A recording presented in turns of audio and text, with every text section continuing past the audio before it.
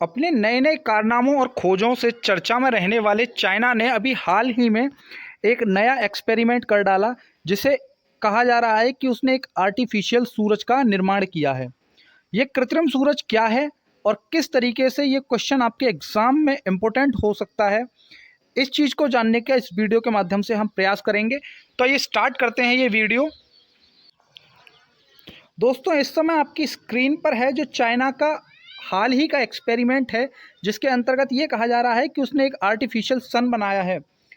इस एक्सपेरिमेंट को शॉर्ट में ईस्ट नाम दिया जा रहा है और इस ईस्ट की फुल फॉर्म क्या होगी ये आपके एग्जाम के लिए काफ़ी ज़्यादा महत्वपूर्ण हो सकती है। तो ईस्ट की फुल फॉर्म है experimental advanced super conducting tokamak. अब ये experimental advance super conducting tokamak क्या है, ये भी जानने की हम कोशिश करते हैं।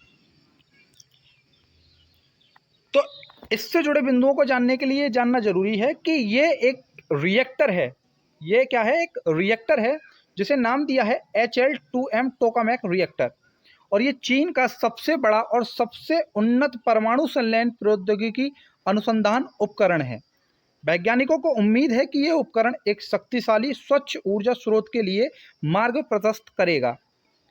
प्राकृतिक रूप में सूर्य में होने वाली परमाणु संलयन प्रक्रिया की प्रतिकृति के लिए HL2M टोकामैक यंत्र का उपयोग किया गया है। इस HL2M टोकामैक यंत्र में गर्म प्लाज्मा को संलयित करने के लिए एक शक्तिशाली चुंबकीय क्षेत्र मैग्नेटिक फील्ड का उपयोग किया गया है, और सूरज के कोर के तापमान का लगभग 10 गुना अधिक तापमान 150 मिलियन डिग्री सेंटीग्रेड तक तापमान प्राप्त करने की क्षमता प्राप्त की गई है।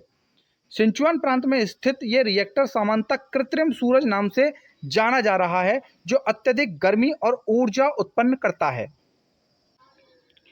आइए अब जानने की कोशिश करते हैं कि जो अभी ये एक्सपेरिमेंट हुआ है इसके पीछे का हिस्टोरिकल बैकग्राउंड क्या है।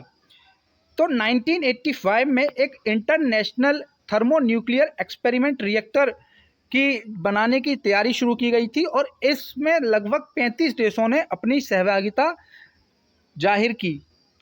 वर्तमान में ये इंटरनेशनल जो थर्मोन्यूक्लियर रिएक्टर है वो फ्रांस में स्थित है, और इसका उद्देश्य विश्व के सबसे बड़े टोकामैक यंत्र का निर्माण करना है, जिससे कि बड़े पैमाने पर कार्बन मुक्त ऊर्जा के स्रोत के रूप में संलयन की व्यवहार्यता को सिद्ध किया जा सके। जानते हैं टोकामैक क्या है।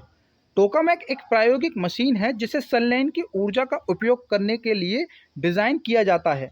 टोकामैक के अंदर परमाणु संलयन न्यूक्लियर फ्यूजन के माध्यम से ऊर्जा को जो दीवारें हैं वो अवशोषित करती हैं, और एक पारंपरिक ऊर्जा संयंत्र की तरह इससे हीट से वाष्प में जो जल होता है उसे वाष्प में कन्वर्ट करते हैं, और उस वाष्प से टरबाइन को घुमाकर जनरेटर के द्वारा विद्युत ऊर्जा का उत्पादन किया जाता है।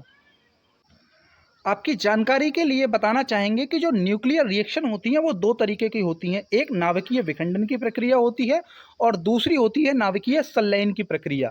नाभिकीय विखंडन की प्रक्रिया के अंतर्गत जो एक बड़ा परमाणु होता है उस पर जब न्यूट्रॉन आदि की बमबारी की जाती है तो वो छोटे छोटे दो परमाणुओं में बंट जाता है, और इसके अलावा जो उसके द्रव्यमान घटता है या द्रव्यमान की क्षति होती है वो एक ऊर्जा में कन्वर्ट हो जाती है, और हम बड़ी मात्रा में ऊर्जा का उपयोग करते हैं। इसके अतिरिक्त जो नाभिकीय संलयन की प्रक्रिया है उसके अंतर्गत दो हल्के परमाणु के संयोजन से एक भारी परमाणु नाभिक का निर्माण होता है, और जो हमारा सूरज है वहाँ नाभिकीय संलयन की प्रक्रिया के फलस्वरूप ही हमें ऊर्जा की प्राप्ति होती है। यहाँ जो अदर स्टार्स हैं वो भी न्यूक्लियर फ्यूजन के माध्यम से ही एनर्जी क्रिएट करते हैं। जो न्यूक्लियर फ्यूजन नाभिकीय संलयन की क्रिया है वो कई मिलियन डिग्री तापमान और कई पास्कल दाब वाली परिस्थितियों में तैयार होती है। हाइड्रोजन बम के निर्माण के लिए थर्मोन्यूक्लियर फ्यूजन अभिक्रिया को यूज़ किया जाता है, और प्रारंभिक ऊर्जा उत्पादन करने के लिए थर्मोन्यूक्लियर फ्यूजन के लिए जो प्रारंभिक ऊर्जा है उसे जनरेट करने के लिए हाइड्रोजन बम के मूल में यूरेनियम व प्लूटोनियम के विखंडन पर आधारित एक परमाणु बम को स्थापित किया जाता है, और उसके ब्लास्ट से जब एनर्जी जनरेट होती है तब न्यूक्लियर फ्यूजन यानी नाभिकीय संलयन की प्रक्रिया प्रारंभ होती है। तो आपके एग्जाम के पॉइंट ऑफ व्यू से यहाँ दो क्वेश्चन बहुत ही इंपॉर्टेंट हैं कि जो परमाणु बम है वो किस अभिक्रिया पर काम करता है, किस न्यूक्लियर रिएक्शन पे काम करता है, वो नाभिकीय विखंडन पर काम करता है, जबकि हाइड्रोजन बम जो है वो नाभिकीय संलयन पर काम करता है, अर्थात दो परमाणुओं के जुड़ने पर। तो इस वीडियो में इतना ही, फिर मिलेंगे किसी अगले टॉपिक के साथ। तब तक के लिए बने रहिए हमारे साथ, और यदि वीडियो पसंद आए तो इसे लाइक ज़रूर करें, हमारे चैनल को लाइक करें और शेयर और सब्सक्राइब करें। Thank you so much.